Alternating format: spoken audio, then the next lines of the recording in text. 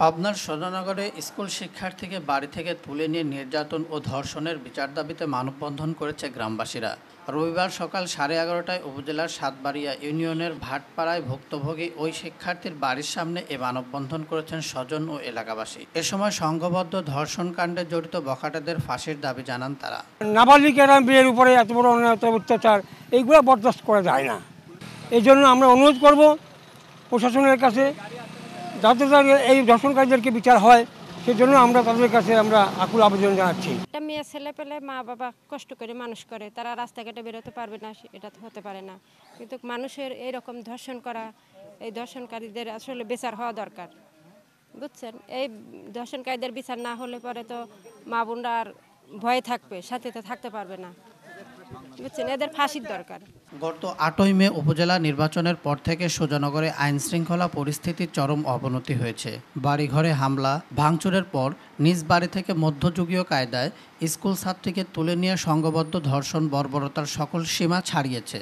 রবিবার মানববন্ধন করে ঘটনার বিচার দাবি জানান এলাকাবাসী। এদিকে নির্যাতিতা শিক্ষার্থীর নানির দাবি, তার স্বামী পরিত্যক্তা মেয়ের অসহায় কন্যা ভুক্তভোগী স্কুল শিক্ষার্থী। 32 বছর ধরে তারা ভাটপাড়ার বাসিন্দা হলেও এমন পরিস্থিতি কখনো হয়নি। গত 8ই মে উপজেলা নির্বাচনে আনারস প্রতীকে শাহিনুজ্জামান শাহিনকে ভোট দেয় তাদের উপর অবর্ণনীয় নির্যাতন চলছে বলেও জানান তিনি।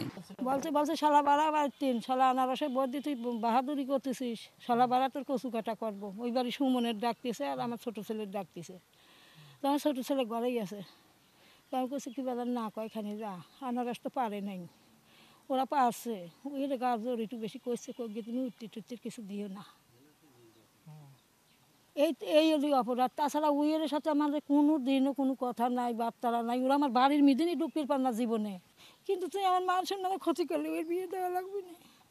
ওর মাটা পাগল, বাপটা বাপ আবার বিয়ে করেছে, তাহলে তুই এই ক্ষতিটা করলি কি? ওর কাছে বলছি যে উপযুক্ত শাস্তি চাই আমি এর, কেননা আমার মানুষের নাম তো গেছেই। সোনার দানার আমার কোনো দরকার নেই, আমি উপযুক্ত বিচার চাই। অমানবিক ধর্ষণ কাণ্ডে সারা দেশে চলছে সমালোচনা। দোষীদের বিচার দাবিতে ফুঁসে উঠেছে সাধারণ মানুষ। রবিবার ঘটনাস্থল পরিদর্শন করে অভিযুক্তদের দ্রুত গ্রেপ্তারের আশ্বাস দেন পুলিশ সুপার আকবর আলী মুন্সি।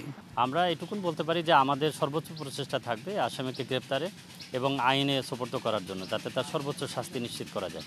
আমরা সেটি নিয়েই মূলত কাজ করছি। আমরা সবাইকে বলবো যে এটুকুন আশ্বস্ত করতে পারি যে আপনারা সবাই ধৈর্যশীল হবেন এবং পুলিশের প্রতি যে আস্থা আপনারা রেখেছেন ইতিপূর্বেও, সেটি অব্যাহত রাখবেন। আমরা বিশ্বাস করি এইটার যে মূল রহস্য আসামি গ্রেপ্তার, এই সবগুলো ইনশাআল্লাহ আমরা করতে সক্ষম হব। গত শুক্রবার রাতে ভাটপাড়া এলাকায় নিজ বাড়ি থেকে বারেক, সাজিদ ও ইমন নামের 3 বখাটে ওই শিক্ষার্থীকে মুখ চেপে ধরে পাশের নির্মাণাধীন ভবনে নিয়ে যায়। পরে সাব্বির ও তুহিন নামে আরও 2 জন যোগ দিয়ে ওই শিক্ষার্থীর উপর পাশবিক নির্যাতন চালায়। এ ঘটনায় ভুক্তভোগীর নানি বারেককে প্রধান আসামি করে 5 জনের নামে সুজানগর থানায় মামলা দায়ের করলেও এখনও কাউকে গ্রেপ্তার করতে পারেনি পুলিশ।